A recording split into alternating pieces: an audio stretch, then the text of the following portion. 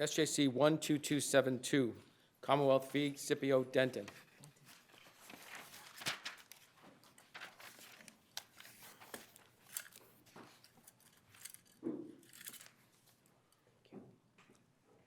Mr. Meth, good morning. May it please the court, my name is Attorney James Methy, and I represent Scipio Denton in this appeal.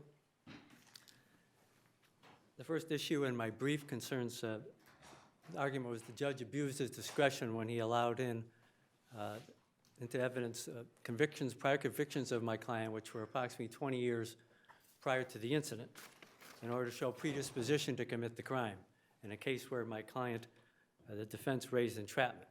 Can I ask you a question, just in terms of the time limits issue? Could any of those convictions have been used for impeachment purposes by the Commonwealth?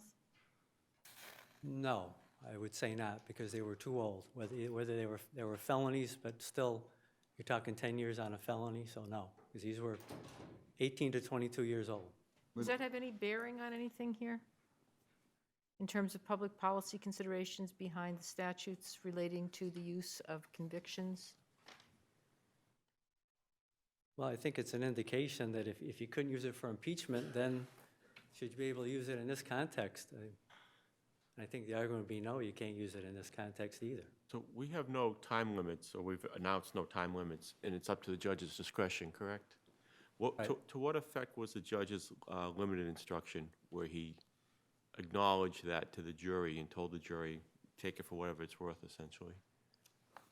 He did give a limiting instruction to the jury prior to the witnesses testifying on the prior convictions. And maybe I forgot, but did he give that time limit instruction in his final charge as well? He did say, I believe part of the instruction is you can decide whether it's too remote in time, you can consider the So he time. did it both when it came in and at the end of the case in his final charge? I'm not positive that he said the same thing. I don't think he said the same thing in his limiting instruction prior to, so I can't, they're both fairly long, so I can't exactly say. We'll but- find it, that's fine. He said, I think in his final instruction, I want to repeat an instruction I gave you Okay. during the trial regarding your consideration of predisposition evidence relating to past conduct or convictions.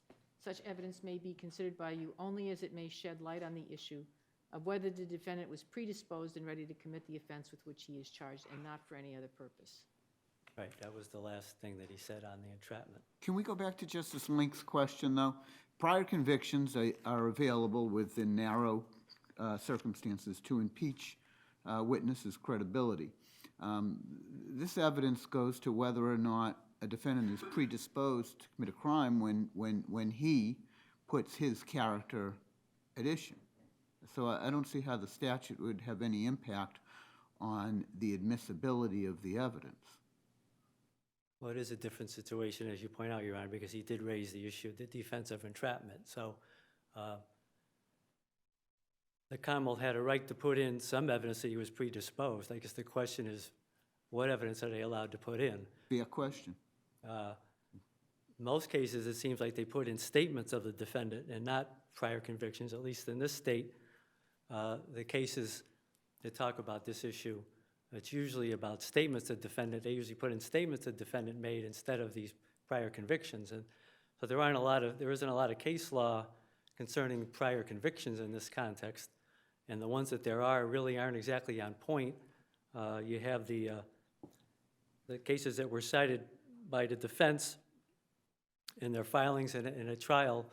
The Vargas case is a case where it's not exactly on point because it wasn't a conviction, and it wasn't exactly the same crime. It was a possession case and not a trafficking, which is what the case was on trial for, was trafficking. What's your take on how important this was in the outcome of the case? Well, I have to admit that there was pretty clear evidence that my client distributed some heroin to the undercover officer, so I can't shy away from that. But I think the problem here is that we don't know if the jury really thought that he was predisposed to commit the crime, or he just was a career drug dealer, a bad person, because the Commonwealth put in these prior convictions from 20 years ago. I think that's the problem here. No, but we and have did- to kind of figure out, okay, if there was a problem, what difference did it make? Well, I think that's what I would argue, is that we don't know. I think there's a danger that the jury, even though they were instructed, as you pointed out, that they were only considered on predisposition, whether they actually did that or whether they decided that, well, this guy is a bad person or a career drug dealer, so we're going to convict him anyway. Is your, Was there any argument in this case that the governmental conduct here, which is to have an undercover officer say that he is dope sick and approach individuals that he understood to be users of heroin who would understand the consequence and how awful the withdrawal is, was so egregious that it by itself would warrant the dismissal of the case pursuant to Commonwealth versus Schumann? Well, I think that was the whole context of the defense, Your Honor, was that this was an egregious action by the government here, by the officers in this particular case.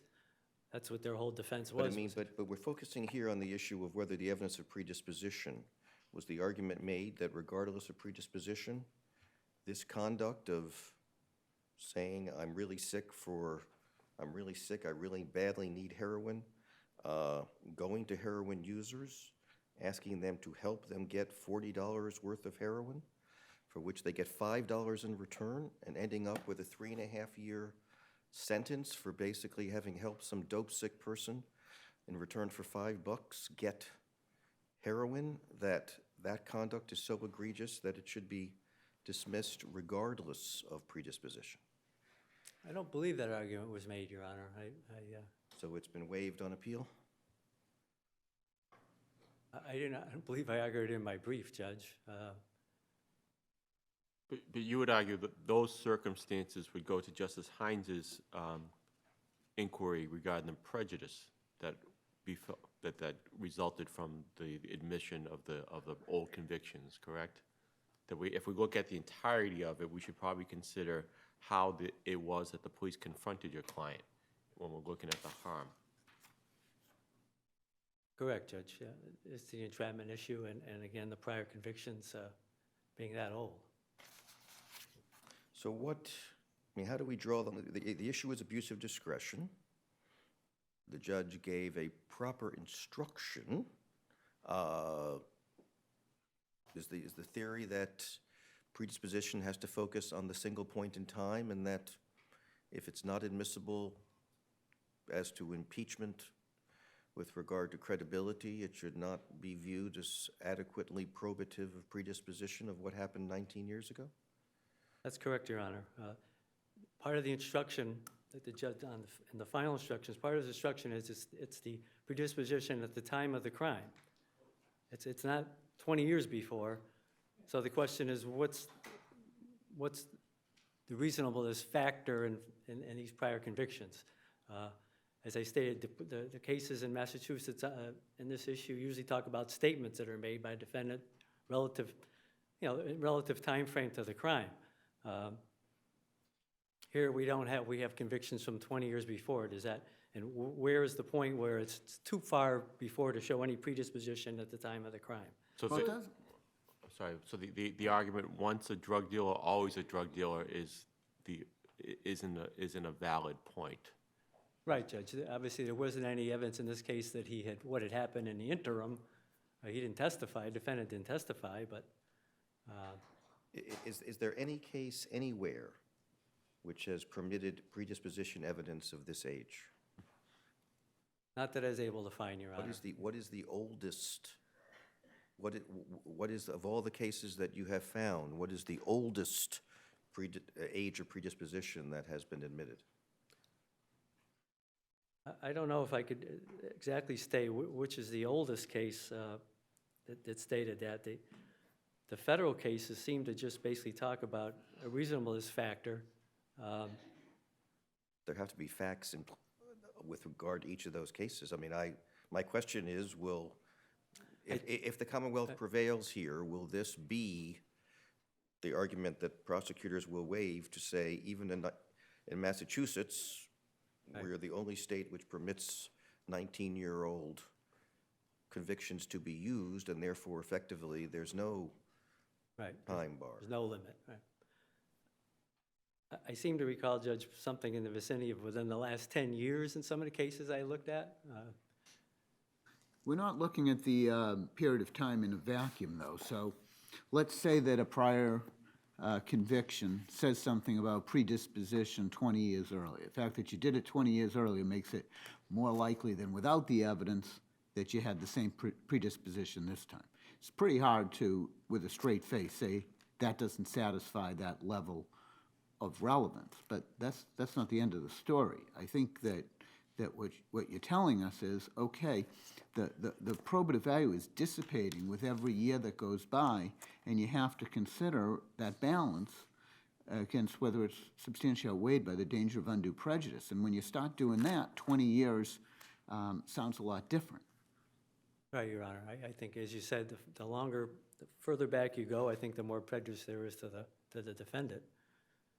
And And the less the probative value stands up.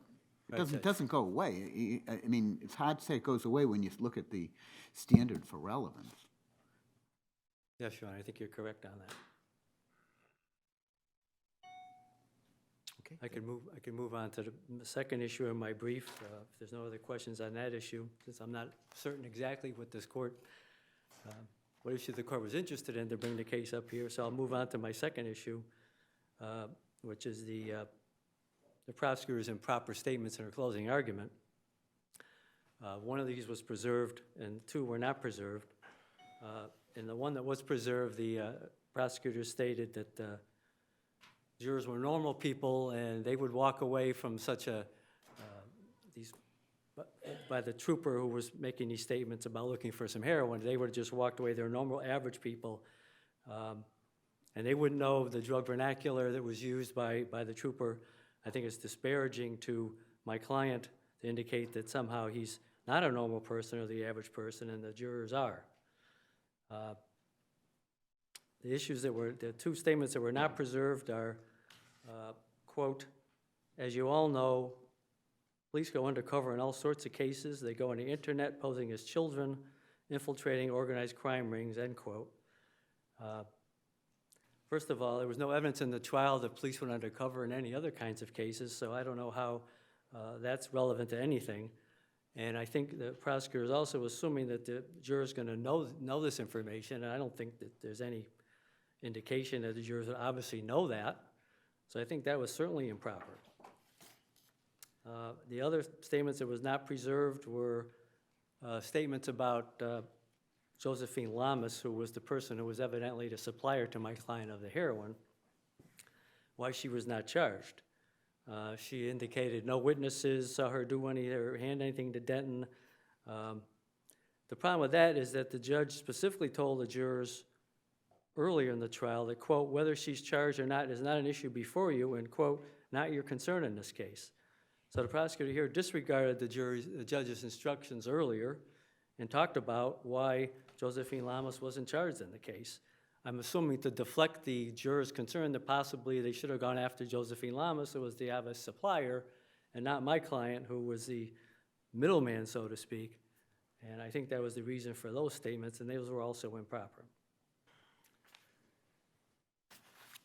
And the third issue in my brief concerned the testimony of one of the officers on the prior convictions. Testimony that he observed Denton, during this other testimony on the prior convictions, he observed Denton, quote, who was known to me, wasn't responsive to the question. The judge agreed it wasn't responsive to the question, and unfortunately, trial counsel didn't object at the time and waited till the next day to bring it up to the judge, who agreed it wasn't responsive to the question. The judge indicated, I know you didn't bring it up because you didn't want to draw attention to it. I understand that. He also stated, quote, I know you might be concerned about it. And I think it's an indication, by that unresponsive answer by the officer is an indication that he knew my client either previous to that or after that, and there's an indication that my client had been arrested before, which I would argue even adds more prejudice to this first issue that I discussed about the prior convictions coming in. If there's no further questions, I'd ask you to reverse the judgment. Okay, thank you. Thank you.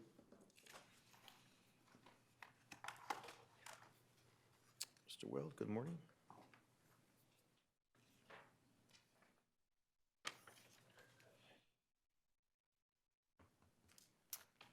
Good morning, Mr. Chief Justice, and may it please the court. Quentin Weld for the Commonwealth, and with me today is Ellen Graydon. As an initial matter, I need to correct a misstatement of law in my brief on page 28. I quote Commonwealth versus Carey, and in that quote, I partially cite the outdated abuse of discretion standard. I just asked the court to ignore the Carey quote on page 28. Back to LL. Yes, indeed. And I do cite LL on page 27. And thank you for doing that. With regard to the merits, Your Honors, the judge was within his considerable discretion here to admit these convictions once the entrapment defense was raised. At that point, the Commonwealth had a burden to prove predisposition. It effectively became an element in the case.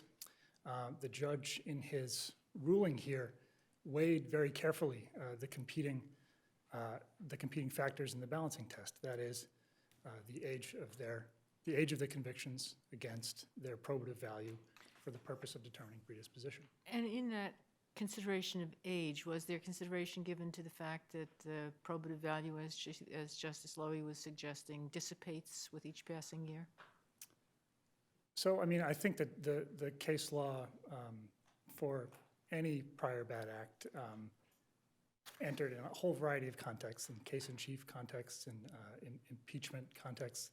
Yes, I think it is implied that the probative value of a prior bad act does dissipate as the years go by.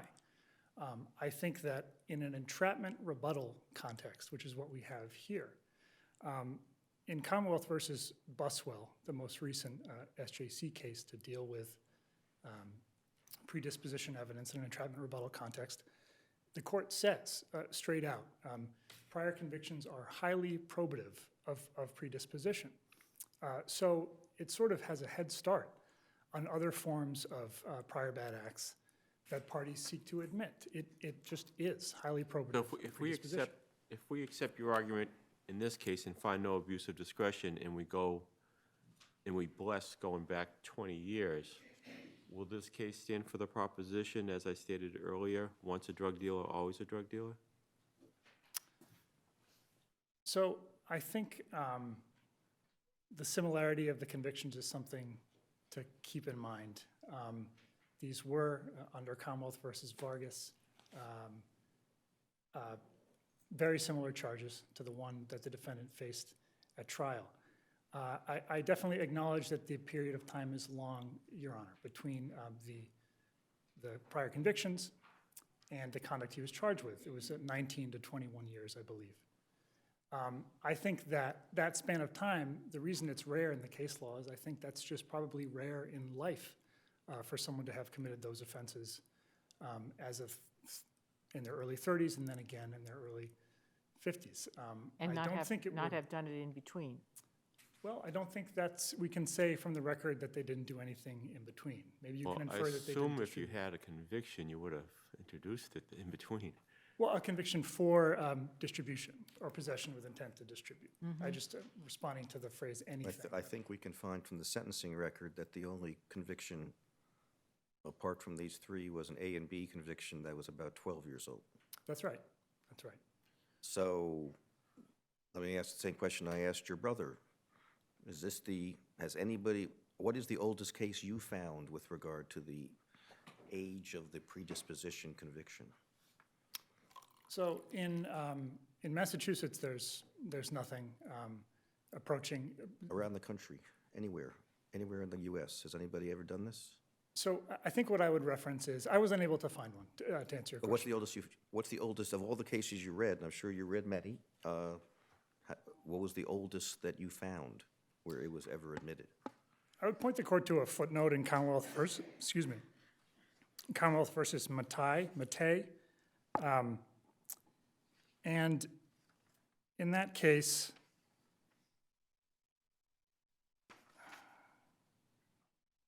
just give me one moment, Your Honor, if you might.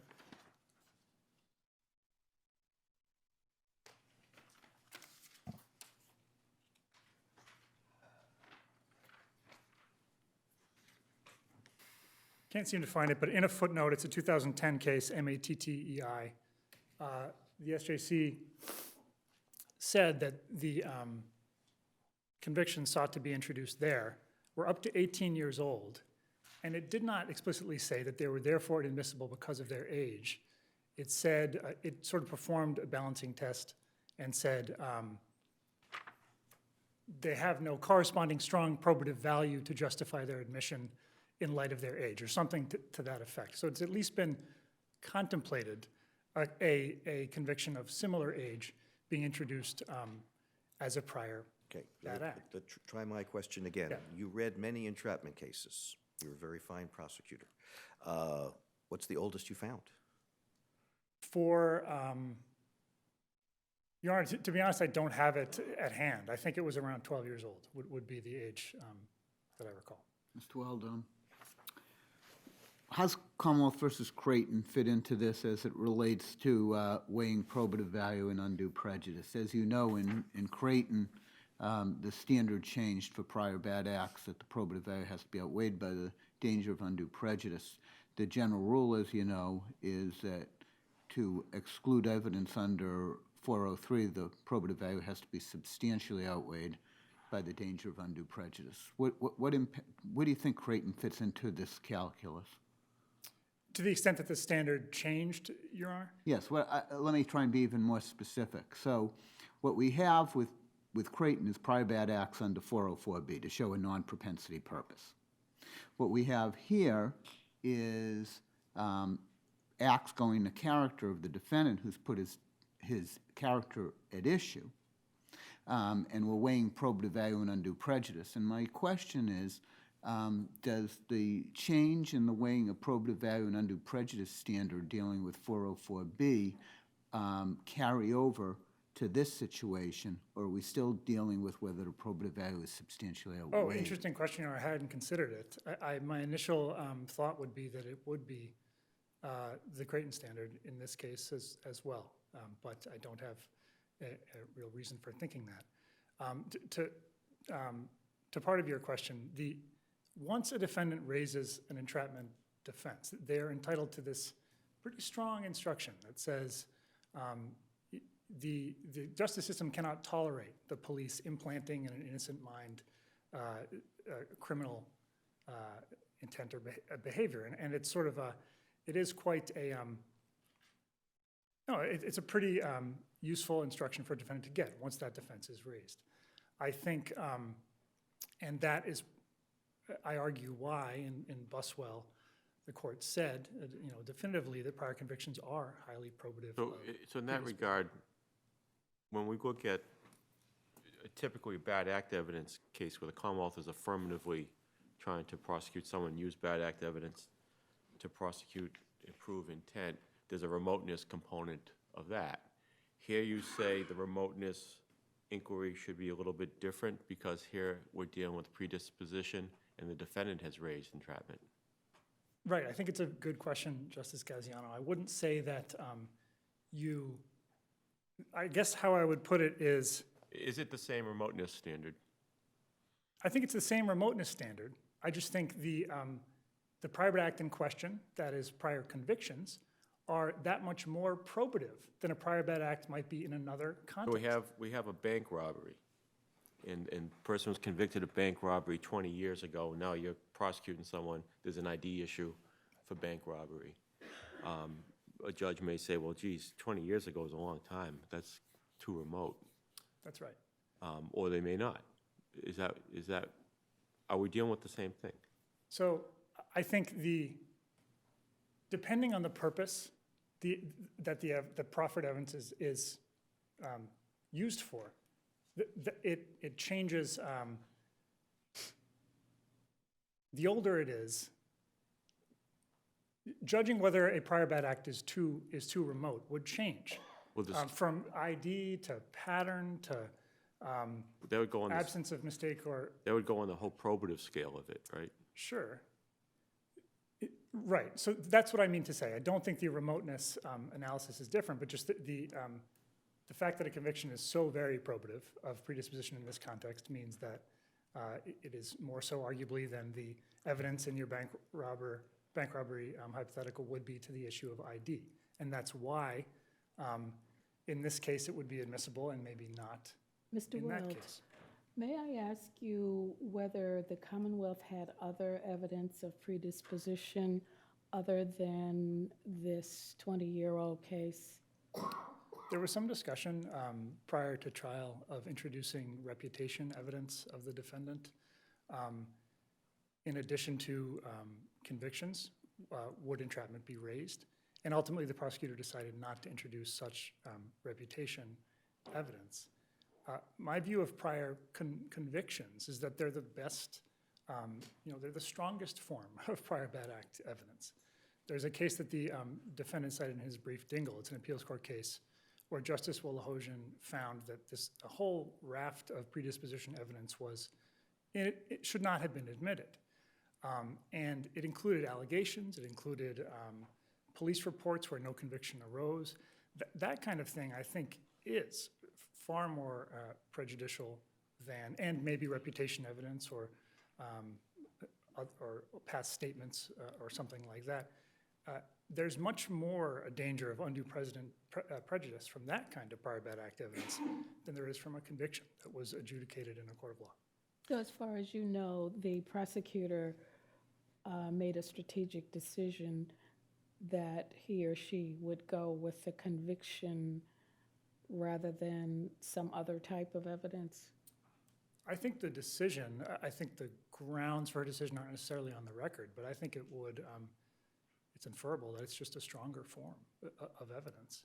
I would also add, I think it's worth pointing out, that I just referenced the instruction that was discussed when my brother was speaking. The judge was very, very clear here in his instruction, both contemporaneously and before the charge went to the jury, that they could consider that these were really old. He essentially said in so many words, these are old convictions.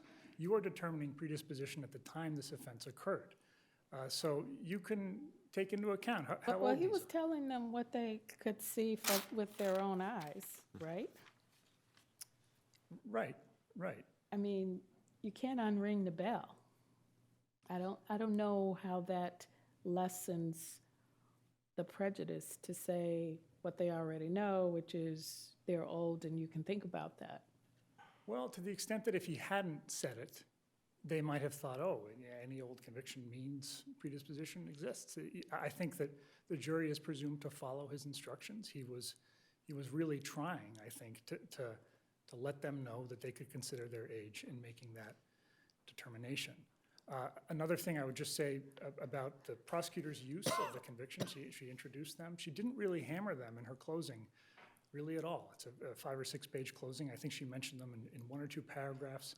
But Really, if it was rest the of only her- proof of predisposition, and the Commonwealth had to show that, That's right. It was the only proof of predisposition that was ultimately proffered and ultimately admitted. So with regard to Trooper DeFossis, who was the undercover officer, any testimony that he knew of Mr. Denton before he approached him? No, I don't think there was. Any indication that he knew Mr. Denton was a drug user? No, I don't think there was. I mean, there was not, Your Honor. He was pretty candid on the stand, as Your Honor alluded to, that he, this was the method he used for, initiating a drug transaction. And I think it was actually maybe a close question as to whether or not his solicitation of the defendant qualified as an inducement. The judge found that it did and found that the instruction should be given. But there are cases that say mere solicitation is not an inducement. I think it was the appeal to sympathy that Your Honor referenced. Did anybody argue that an undercover officer claiming to be dope sick and approaching persons who had probably themselves suffered the withdrawal from heroin and asking them to purchase a very small quantity, I think it was 0.16 grams, is the type of outrageous conduct which justifies a dismissal regardless of predisposition? No, I mean, it was not argued below, Your Honor, as I think was established during my brother's argument. But one thing I would say to that is that the court, in the cases where they talk about what qualifies as an inducement, giving rise to an entrapment instruction, they say repeated efforts of law enforcement to get a defendant to commit a crime. They also say an appeal to sympathy. So I think in that context, An appeal to sympathy is not, gives rise to an entrapment instruction, but does not in itself render the investigative technique invalid or sufficiently egregious for dismissal. Is this still being done? I don't know the answer to that, Your Honor. I will say in this case, it did lead to a drug transaction and heroin being sold. 0.16 ounces in return for $5, That's right. for which the public is paying, Grams. sorry? Grams. Grams, I'm sorry, 0.16 grams. Like, I don't know what the size of that is, for which the public is paying 3 times 50, $175,000 for his incarceration for 3.5 years, pursuant to a mandatory minimum. That's right, Your Honor. And one thing I'd just say in response to that is, although the record does not disclose whether Josephine Lamas was prosecuted as a result of this transaction, it doesn't, it does disclose that she was not as a result of this hand-to-hand. It doesn't disclose whether or not she was for others. I guess I would just leave it at that. All right, we'll take our morning break. Thank you. Thank you, Your Honor.